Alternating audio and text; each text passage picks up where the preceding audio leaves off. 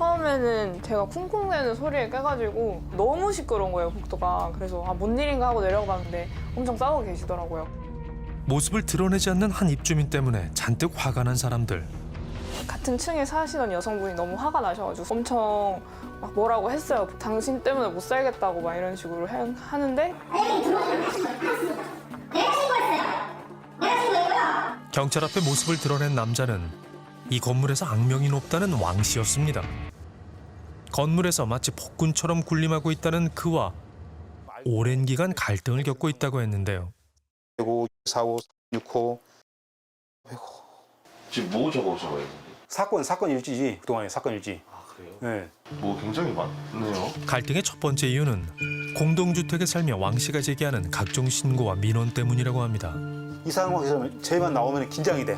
조용히 나갈까 아니면 또 사고를 쳐 나갈까? 경찰 오면 아우 구나. 그래서 제가 등가 한마디로. 첫째로 주차 문제에 몹시 예민하다는 왕 씨. 트럭 이사한 날이면 트럭이 오잖아요. 그럼 그 트럭을 주청에 민원 신고를 해요. 주차. 이삿짐 트럭인데 그걸 신고를 한다고요? 주차 문제로 시비를 거는 건 해당 건물에 살고 있는 입주민들의 차량도 예외는 아니었다고 합니다. 이야. 이렇게 뒤에 보니까 폰을 들어가지고 이렇게 계속 이렇게 찍고 있는 것 같은 거예요. 차 주차해 놓고 바로 아까 혹시 제 차 번호판 찍으신 거냐고 그렇게만 여쭤봤는데 막 그러면 누가 잘못한 건지 뭐 경찰에 전화해서 물어봐. 경찰에 먼저 전화를 하시는 것 같았어요. 무엇보다 왕 씨의 가장 큰 표적은 흡연을 하는 입주민이라고 하는데요. 공사장 앞에서 담배를 피우고 있는데 저를 동영상을 찍더라고요. 왜 찍었냐 했더니 공익신고를 하기 위해 찍었다 그러길래 여기 내 집인데 새 들어 사는 놈들이 왜 니네 앞에서 담배 피냐. 항상 그런 식으로 이제 말을 하더라고요. 여기는 지정된 흡연 구역이라서 펴도 된다. 왜 그러시냐. 그리고 나서부터는 이제 말씀을 안 하시고 계속 카메라를 들고 따라다녀요. 당황스럽죠. 지워달라고 말을 해도 계속 찍고 쫓아오니까 시비가 붙어가지고 핸드폰 치워라. 왜 그러냐. 해서 이렇게 건드렸는데 거기서 이제 핸드폰이 떨어진 거죠. 아이고. 핸드폰이 손에 닿는 그 순간이 이전부터 피해 보상, 재물손괴죄 이런 거를 자꾸 언급을 하는 거예요. 결국 흡연 구역에서 담배를 피던 주민이 수십만 원의 휴대폰 수리비를 물어줘야 했다는데요. 보상금을 노리고 저러는 건가요? 각종 신고도 황당하지만 갑자기 카메라를 들이미는 왕 씨의 행동이 특히 불쾌하다는 입주민들. 무턱대고 이웃들을 촬영하는 그의 행동 역시 이웃들과의 갈등을 키우고 있다고 합니다. 불쾌할 수 있죠, 당연히. 제가 이제 퇴근하고 이제 올라가려고 이제 뒤늦게 엘리베이터를 탔는데 갑자기 이제 그 핸드폰 동영상 켜지는 소리가 나면서 저를 녹음을 시작을 하는 것 같더라고요. 겁도 나고 소름도 끼치고. 밀폐된 공간이라서 더 불쾌했을 것 같은데요. 그렇죠. 그렇죠. 집 밖을 딱 나가는데 뭔가 이상한 거예요. 그래서 딱 옆을 쳐다보는데 저 구석 기둥에서 이러고 있더라고요. 카메라로. 그때는 진짜 섬뜩하더라고요. 이 구역의 신고왕. 그는 왜 건물의 감시자가 되어 이웃들을 괴롭히는 걸까요? 사실 혼자 사는데 막 큰 소음이 날 게 없긴 하거든요.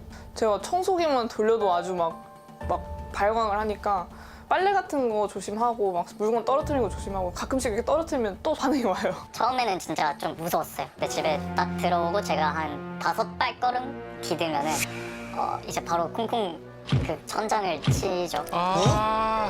저러면 이웃들이 어떻게 삽니까? 어머. 새벽에 갑자기 그 올라와가지고 막 소리를 지르는 거예요. 막 조용히 하라 뭐 어쩌다 막 이렇게 소리를 지르고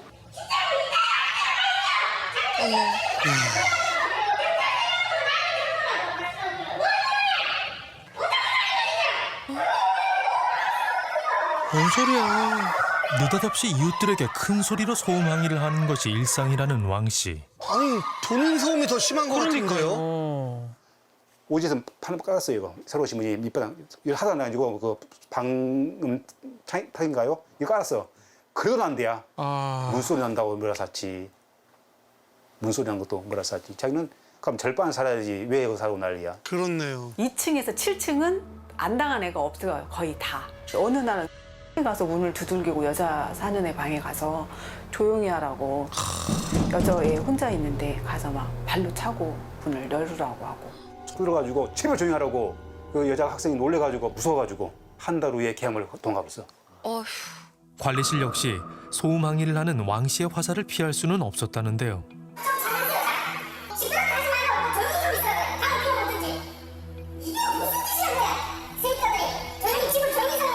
지금 솔직히 말하면 다 나갔지 않습니까?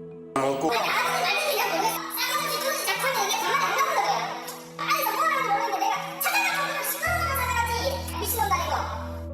아유 저건 갑질 아니에요? 갑질? 그러니까요. 왕 씨가 최근 1년 동안 경찰에 신고한 것만 200건이 넘습니다. 아이고. 하루에 7번이나 신고를 한 적도 있다고 합니다. 엄청난데. 혼자 신고한 거 치고 너무 많은 거 아닙니까?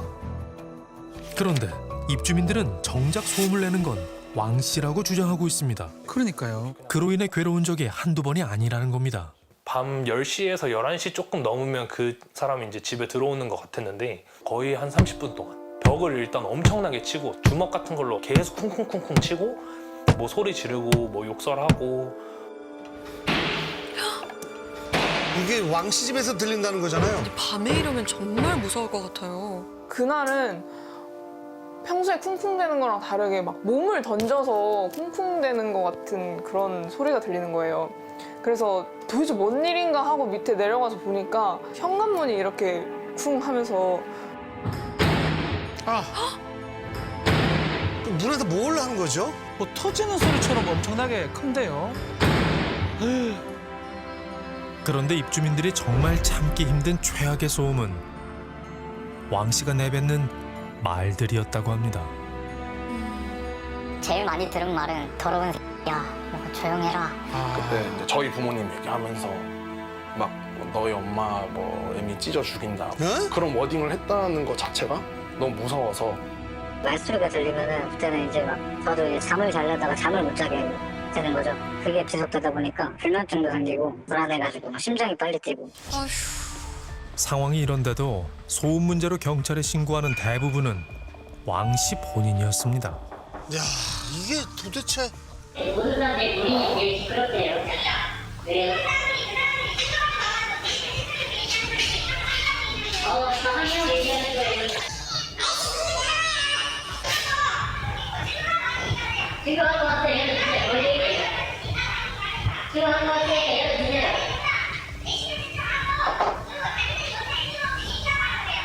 솔직히 경찰이 문 뜯어도 안 열어줍니다. 한 번은 경찰이 와가지고 문 뜯었어요. 반으로 신고했어요. 네? 경찰도 좀. 예, 그런데 지구에서 전화했는데 경찰서 신고를 해가지고 경찰에서 남동 부리고 있다 신고했다니까. 경찰의 잦은 출동에도 2년째 반복되는 왕 씨의 소란. 강제력으로 취할 수 있는 조치가 없다고 하자 참다 못한 주민들은 불안감 조성죄로 고소를 해보기도 했지만 달라지는 건 없었다고 합니다. 아, 정말. 이 갈등을 해결할 수 있는 법적인 조치는 정말 없는 걸까요?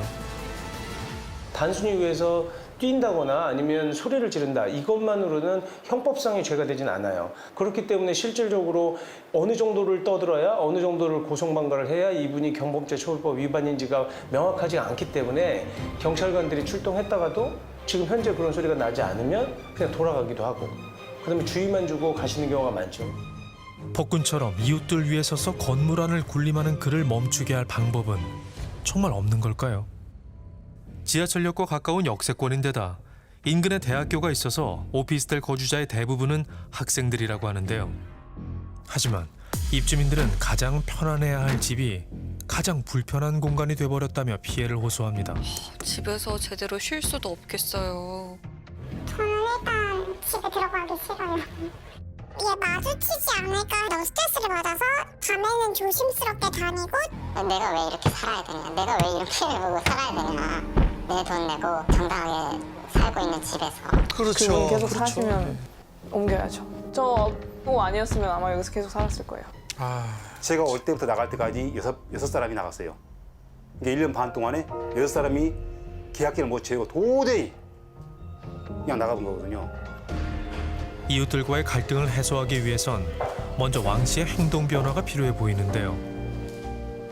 그 그의 얘기를 먼저 들어봐야겠습니다.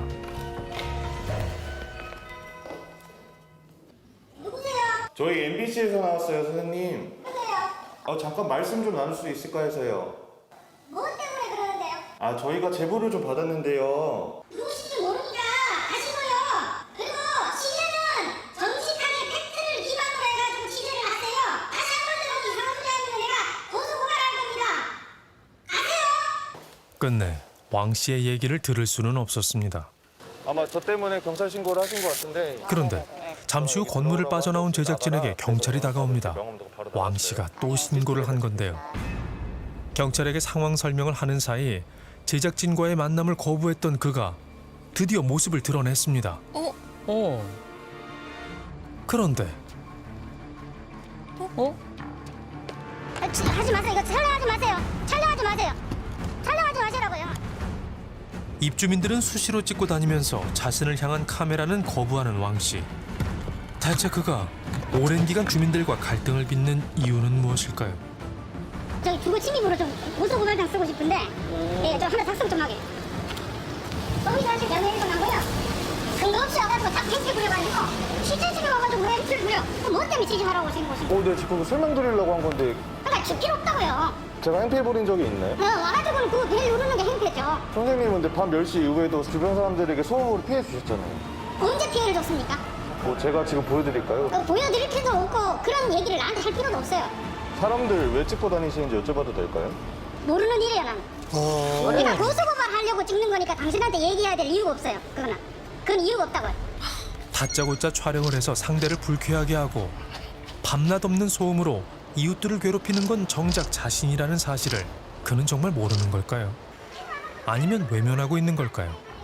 오늘도 왕 씨의 기나긴 신고가 이어졌습니다.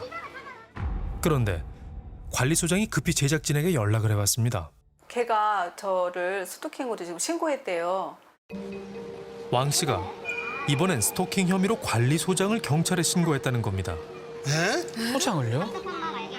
관리실 직원들을 스토킹 혐의로 신고한 게 이번이 처음은 아니라고 하는데요. 소장님이나 그 실장님이나 그 관리하시는 일이 있으니까 있는 건데 이 사람은 저한테 신고하기로는 이제 남자랑 여자가 왜 자꾸 내가 왔다 갔다 하는데 그거에서 마주치냐. 아니 관리실 직원들은 여기가 일터니까요. 하루 종일 업무 보는 곳이 스토킹이 말이 됩니까? 그 어떤 모습을 보고 스토킹이라고 하는 거예요? 점심시간이 지난 후 외출을 하다가 멈춰서서 다른 입주민을 촬영하던 왕 씨. 건물 앞을 잠시 서성이다 갈 길을 가는 듯 보였는데요. 그런데 1분도 안 돼서 건물로 다시 돌아온 왕 씨. 그는 통화를 하기 위해 잠시 건물 밖에 나온 관리소장을 또 촬영합니다. 곧바로 건물로 들어간 후 스토킹을 당했다며 경찰에 신고를 한 건데요. 정말 어이없고 황당하지. 지가 외출해놓고 왜 다시 바로 돌아와가지고 나를 사진 찍고 스토킹으로 신고하냐고. 한두 번도 아니고. 야, 네. 평소에도 입주민들에게 스토킹을 당했다며 경찰에 빈번하게 피해를 주장해왔다는 왕 씨. 왕 씨로 인한 불안감 때문에 주민들의 요구로 추가 CCTV를 설치할 때도 스토킹에 대한 강한 불만을 드러냈다는데요. 사람의 동의 의식을 탈탈하고 나도 법도 도시 좀 취할 생각이에요. 이게 스토킹 혐의인지 뭔지 내가 정확히는 모르겠는데 자꾸 쫓아다니면서 이상한 짓 하는 사람들이 자꾸 보여. 누가 스토킹이야? 그걸 내가 알 수가 있나? 그러면 CCTV 달면 좋네. 돌이켜보면 왕 씨와 이상한 대화를 나눈 적이 있다는 이전 관리소장. 누가 자기를 스토킹하고 있다 라고 하는 거야. 그래서 왜 그렇게 생각하십니까? 그러니까 자기가 은행에서 7만 원 찾아와가지고 집에 오면은 앞에 엘리베이터가 7층에 서 있고 13만 원 찾아오면은 엘리베이터가 13층에 있다 보면은 누가 자기를 스토킹하면서 엘리베이터를 맞추는 거 아니야. 우연이 아니다 이것은. 이야. 입주민들 역시 왕 씨의 집에서 흘러나오는 기이한 대화를 기억하고 있었는데요. 저는 처음에 두 명이서 싸운 줄 알았다가 자세히 들어보니까 목소리가 하나인 거예요. 그래서 그러니까 말을 쉬지 않고 혼잣말을 계속 하는 것 같은 느낌이 들었어요. 통화 내용이 들릴 정도로 크게 들렸는데 제가 한번 문을 두들기고 나서 그때 옆방 사는 뭐 하는지 알아봐라 뭐 이런 식으로 누구한테 막 이런 거를 시키는 것처럼 들렸거든요. 누군가의 감시를 피하기라도 하는 듯 창문을 빈틈없이 가려놓은 왕 씨. 혹시 그가 자신만의 위험한 세계에 갇혀 있는 건 아닐까요? 우린 그를 관찰해 보기로 했습니다. 나가면서 또 사진을 찍네요. 야, 매일같이 어딘가로 저렇게 외출을 한다고 합니다. 버스 타고 어디로 가려는 걸까요?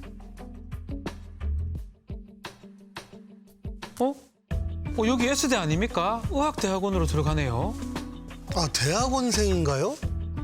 버스까지 타고 이동을 해서 그런가 했는데 제작진이 좀 관찰을 해봤더니 안으로 들어가지는 않고 건물 저렇게 앞에서만 시간을 보냈다고 합니다. 뭐야 이게? 이번엔 지하철이에요. 또 어디로 가는 거예요? 아, 뭔가 발길이 닿는 대로 지금 움직이는 것 같기도 한데요. 조용한 도서관 안에서 왕 씨는 간혹 경계만 할 뿐 집에서처럼 눈에 띄는 문제 행동을 보이지는 않았는데요. 그의 행동을 본 전문가는 과연 어떤 분석을 할까요? 여러 가지 정황을 종합해 볼 때 이분은 현재 심한 피해망상으로 고통받고 있는 것으로 보입니다. 그러니까 이분 입장에서는 주변이 자기를 위협하는 세상인 거예요. 아마 환청도 있었을 것 같고 그래서 모든 것이 자기를 괴롭히는 쪽으로 일어나는 현상이다. 아직은 건강한 부분도 꽤 남아있다라고 보는 거는 현재는 이 지역에 국한된 쪽으로 증상이 고정돼 있는 것 같아요. 그동안 왕 씨의 행동에서 피해망상과 환청의 특징이 관찰된다고 전문가는 추정했는데요. 남들과는 다른 세계에 살고 있었던 그의 공포심이 이웃들을 향한 적대적인 행동들로 나타났던 걸로 보입니다. 제작진은 먼저 왕 씨 가족을 만나 취재한 내용을 전달하기로 했습니다. 하지만 가족을 직접 만날 수는 없었는데요. 어렵게 왕 씨의 아버지와 연락이 닿았습니다. 지금 아드님 관련해서 저희가 좀 제보를 받아가지고요. 새벽에도 소음을 일으키고 입주민분들과도 갈등이 되게 잦아서요. 예전에 해결하면 되지. 당신 해결하면 일 하잖아요. 아드님이 지금 어떻게 지내고 계신지 알고 계세요? 그거는 당신하고 할 이야기가 아니라니까. 나한테 전화하지 말고 집주인분이 하시라고 해. 집주인분이 해결을 해주셔야지. 여보세요? 왕 씨의 건강이 걱정되는 만큼 그의 상황을 잘 모르는 이웃들의 두려움 역시 큰 것도 사실인데요. 계속 죽인다, 죽여버릴 거다, 내가 다 죽여버린다 이런 말들을 계속 반복하셔가지고 이게 실제 일어날 수도 있지 않을까라는 생각도 좀 들고. 죽여버린다 뭐 이런 식으로 얘기를 들으면 저도 사람이니까 아니 내가 뭘 잘못했다고 내가 이런 소리를 들어야 되나.